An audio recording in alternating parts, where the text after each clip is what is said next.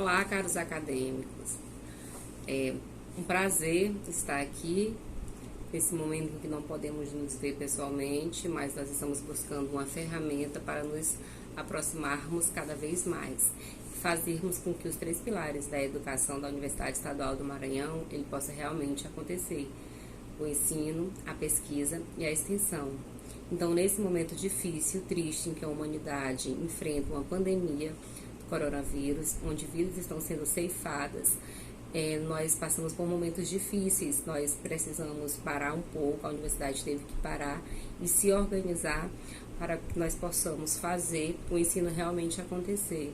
Então, várias ferramentas, vários trabalhos foram pensados em promover isso da melhor forma possível para que todos os alunos possam ter o seu curso, o seu bimestre concluído. Então, eu gostaria de me apresentar formalmente para todos que irão me assistir nesse canal. Sou Poliane Barbosa da Silva Sá, sou professora especialista, atualmente trabalho na Universidade Estadual do Maranhão como contratada, também sou professora concursada no município de Lago da Pedra há 10 anos e trabalho com 3 disciplinas na Universidade Estadual do Maranhão. Essa aula especificamente é para os alunos do 5º período do curso de letras. Nós vamos trabalhar nesse primeiro momento, nessa primeira aula remota, a literatura brasileira do romantismo ao realismo, e eu delimitei um espaço de trabalho, já que o espaço de tempo que nós temos aqui dentro do canal do YouTube não é o mesmo espaço de tempo que nós temos dentro da universidade. Então, hoje nós só vamos trabalhar a origem do romantismo e somente um autor, que é o poeta Gonçalves de Magalhães, certo? Então, nós precisamos definir algumas regras. Eu gostaria de dizer para vocês que eu vou disponibilizar materiais complementares e também vamos disponibilizar algumas atividades extra aula, essa aula que eu estou ministrando a vocês, que vocês devem cumprir. Devem cumprir com o mesmo grau de responsabilidade que vocês cumpriam quando nós estávamos nos encontrando em sala de aula presencial na Universidade Estadual do Maranhão, porque será uma forma da gente estar avaliando vocês para que vocês concluam o período. Então, vocês vão precisar levar de forma séria e comprometida esse momento, tá bom? Onde nós estamos aqui estendendo as mãos e querendo fazer o melhor para vocês. Gostaria de dizer também que eu vou ter, como todos os outros professores, cautela em analisar cada caso. Por exemplo, se um aluno ele não tem tanto acesso às mídias, à internet, nós vamos analisar como é que vai ser feito, tá bom? Mas, nesse primeiro momento, é isso. Então, vamos dar início à nossa aula. Regras estabelecidas, então vamos lá. Brasil, mostra a tua cara. Quero ver quem paga pra gente ficar assim. Brasil, qual é o teu negócio? O nome do teu sócio? Confia em mim. Confia em mim? Não estou pedindo para você confiar somente na professora Poliane Sá. Quem falou esta frase foi Cazuza. Mas era o que o Brasil buscava. O Brasil buscava a sua identidade. O Brasil buscava se estabelecer. Então, essa frase eu trouxe para vocês refletirem. Porque há no Brasil esse momento difícil de reconhecer, de se estruturar, de se organizar. O romantismo no Brasil, ele teve essa função, né? Porque poucos anos depois que a nossa independência política ela foi conseguida, ela foi proclamada, as primeiras obras, os primeiros artistas românticos, eles estavam empenhados em definir um perfil da cultura brasileira e passava por alguns pilares. Quais eram? Eles precisaram definir a língua, a etnia, as tradições, o passado histórico, as diferenças regionais e a religião. Um país sem uma língua definida, um país sem cultura, um país sem uma religião, ele não tem a sua identidade.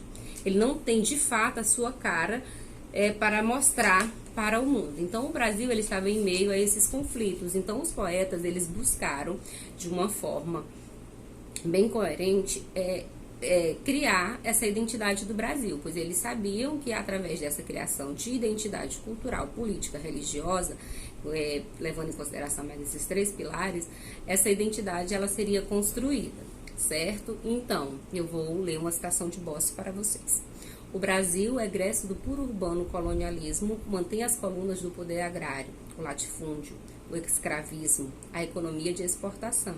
A cultura do Brasil era de exportação.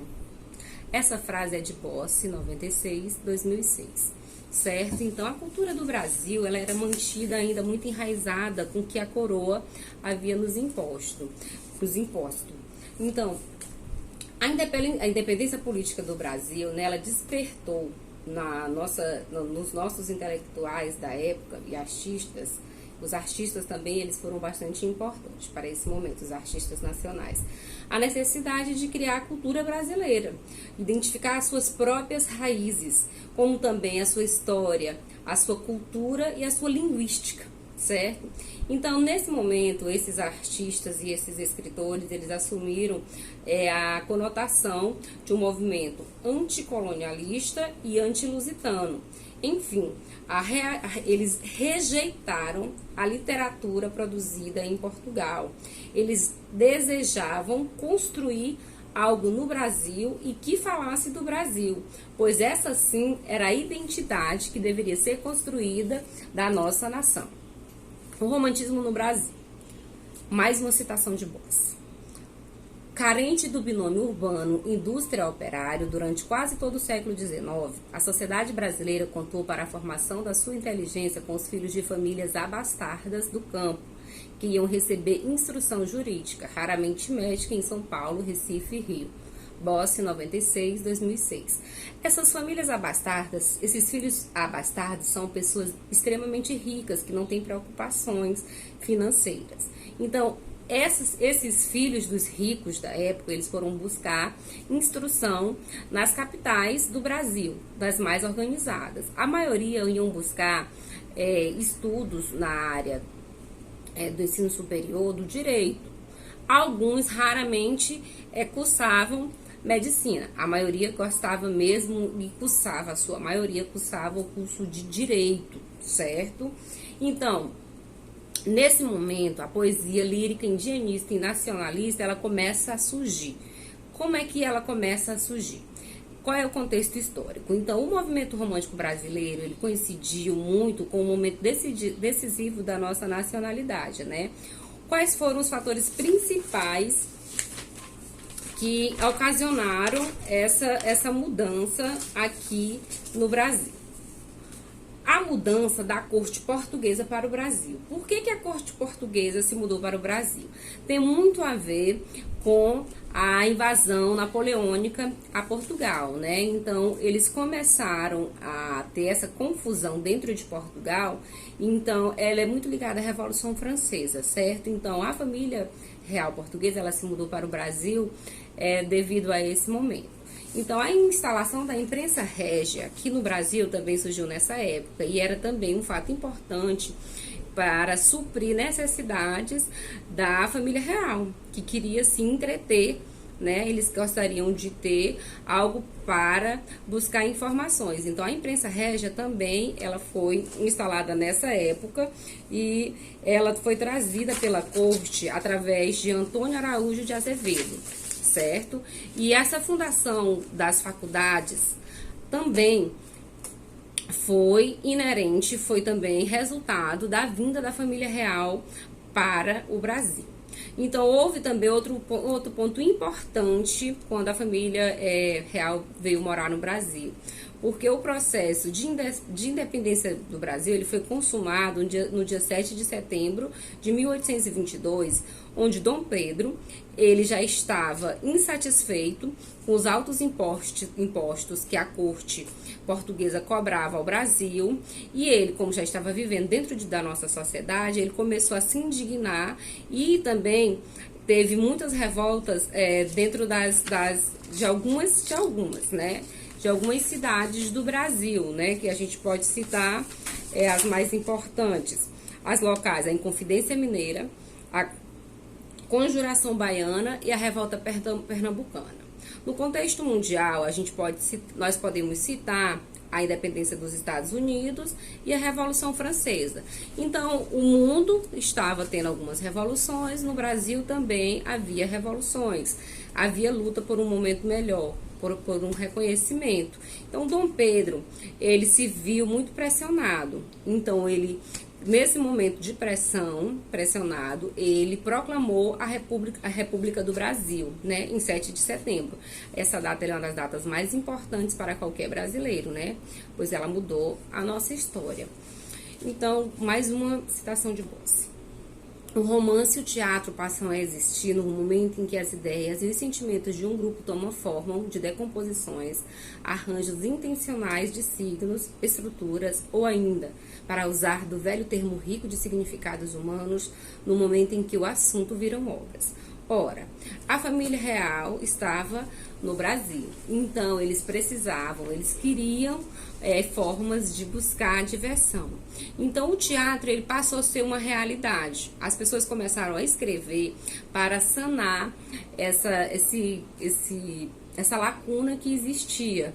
Porque a família real ela já tinha costumes em Portugal de ter esses momentos de lazer. Então, eles também trouxeram esse momento para o Brasil. E também vale ressaltar que as obras elas começaram a ser retratadas. O que se vivia foi sendo escrito. Então, os assuntos viraram obras. Podemos também falar de algo muito importante desse momento romântico brasileiro, né? O índio e a nação brasileira, como representá-lo na poesia. Era um desafio, né?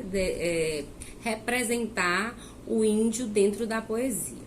Por que era um desafio? Porque o Brasil, ele precisava mostrar a força do índio, o amor que o índio tinha por essa terra, mostrar ao colonizador que o índio era quem era o dono de fato dessa terra, porque quando Portugal chegou, ele não descobriu o Brasil, ele achou, aqui já havia moradores, certo? Então, precisávamos despertar esse amor e esse reconhecimento. Então, esse sentimento ufanista, ele surgiu. E o que nós entendemos por ufanismo? Claro, que é aquela atitude de quem se orgulha muito de uma coisa com exagero. Mas esse exagero era cabível, porque o índio ele precisava realmente ser valorizado, porque ele foi muito desvalorizado quando o colonizador chegou ao Brasil. Então surgiu também outro pilar importante, né?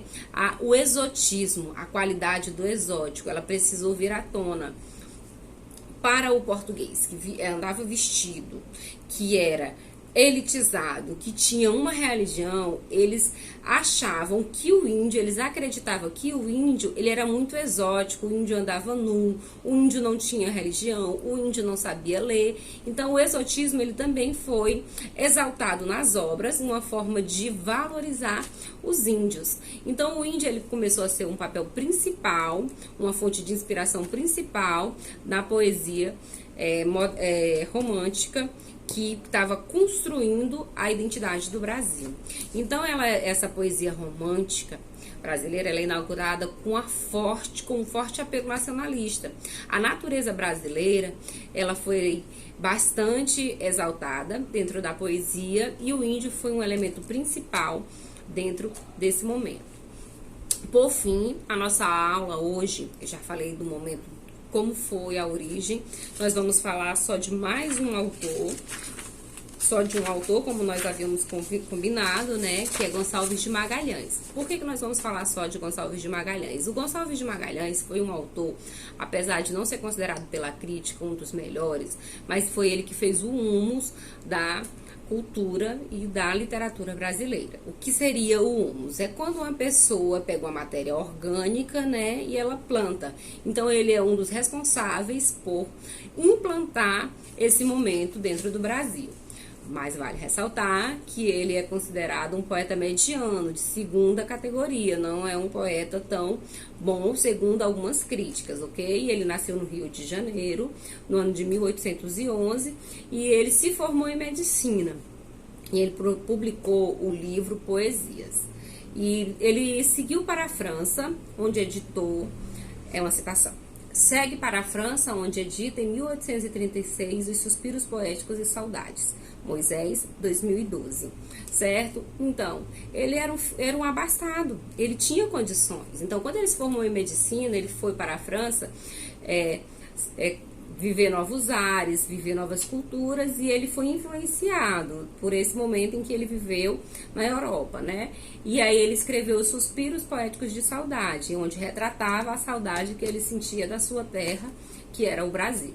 Ok, os dados biográficos dele. Então, ele nasceu no ano ele regressou ao Brasil no ano de 1837 e ele se empenhou em fazer o Teatro Nacional acontecer, pois ele foi convidado a ensinar filosofia geral no Colégio Pedro II, certo? Então ele foi importante para a construção do teatro brasileiro, porque ele via o teatro acontecendo na Europa. Então quando ele retorna, ele foi uma figura importante nesse momento. Ele também foi um político, ele se elegeu deputado estadual pelo Rio Grande do Sul. O Brasil já era uma república, então os deputados já existiam, certo? Apesar da família real ainda estar no Brasil. No ano de 1857, ele teve uma grande polêmica com Alencar. José de Alencar criticou muito ele. José de Alencar, nós vamos trabalhar esse autor de forma também bem aprofundada. Ele escreveu, Gonçalves de Magalhães escreveu A Confederação dos Tamoios. Não era algo muito elaborado, mas era uma poesia. E Alencar, ele não era muito conhecido pela corte e nem pelas pessoas da época. E ele, em busca de reconhecimento, ele escreveu 8 cartas criticando a Confederação dos Tamoios, a fim de ganhar reconhecimento. E de fato ele conseguiu, porque a polêmica foi travada. Ele era o editor-chefe de um jornal no Rio de Janeiro. Ele conseguiu essa visibilidade e a polêmica foi travada. Inclusive, o rei, ele escreveu de forma que ele escreveu com pseudônimo, não escreveu com o próprio nome dele, apoiando Gonçalves de Magalhães na sua escrita da Confederação dos Tamoios, da sua poesia, certo? No ano de 1876, ele reuniu suas obras completas em um único volume, e ele faleceu no ano de 1882.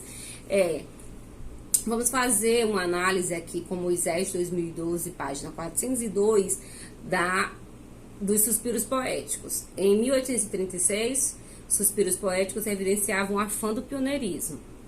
O exame, ainda que superficial, de Suspiros Poéticos revela que, se a roupagem por vezes parece nova, o conteúdo, quando romântico, é transpirado. Postiço na forma, bebido nos poetas românticos europeus conhecidos durante a juventude. Moisés, 2012, página 402. Então, eu vou ler para vocês um pequeno fragmento da obra. Só de suspiro coroar me quero, de saudade, de ramos de cipreste. Só quero suspirar, gemer só quero, e um cântico formar com os meus suspiros. Então, é uma obra considerada por muitos bem mediana, mas ele escreveu e ele teve reconhecimento, certo? Moisés diz que não percebia que apenas trocava uma ficção por outra. O suspirar era-lhe tão avesso quanto estranho o universo mítico de Homero, como denuncia a própria declaração em versos, ao pôr ênfase no verbo querer. Posava de poeta, desejava erguer-se ao nível do que lhe parecia exemplares. Moisés 2012, página 402. Então, a crítica de Moisés, ela é bem forte, que ele pousava de poeta, porém ele não era de fato um poeta com excelência. Ele escreveu alguns poemas também, a citar o Vate, a poesia, Deus e o Homem. O objetivo principal de quem lê, dos leitores, é identificar a temática, certo? A gente precisa identificar a temática desses poemas. E conclusão sobre Gonçalves de Magalhães, na perspectiva de Moisés 2012, página 405. A obra poética de Magalhães encerra apenas a significação histórica de reduzido merecimento estético. Pertence ao rol das produções secundárias, que em qualquer literatura funcionam como um humus para o surgimento dos legítimos e superiores poetas. Então, nosso querido poeta Gonçalves de Magalhães, ele só estava preparando, ele só estava abrindo caminhos para realmente os verdadeiros poetas que viriam a marcar a história do romantismo no Brasil, certo? Então, Essa foi a nossa pequena explanação. Espero que vocês tirem as dúvidas no momento oportuno. Estarei à disposição para o debate. O trabalho de avaliação desse momento eu estarei passando para vocês através da webconferência. E hoje nós ficamos por aqui. Espero que vocês tenham gostado. Se for, bom dia, boa tarde ou boa noite. Desejo para vocês um ótimo dia. Para ser mais, como é que eu posso dizer, para finalizar? Para abranger de verdade o momento que nós estamos vivendo. Não importa a hora que você vai assistir, né? Mas eu espero que você tenha dias maravilhosos e que esses momentos difíceis passe. E que sirva de experiência para que nós possamos fazer um mundo melhor, onde todos podemos construir ensino, pesquisa e extensão de forma, de fato e de direito. E que a universidade não seja um lugar aqui onde só passamos, mas onde nós possamos deixar as nossas marcas, construir e marcar o nosso nome na história. Obrigada.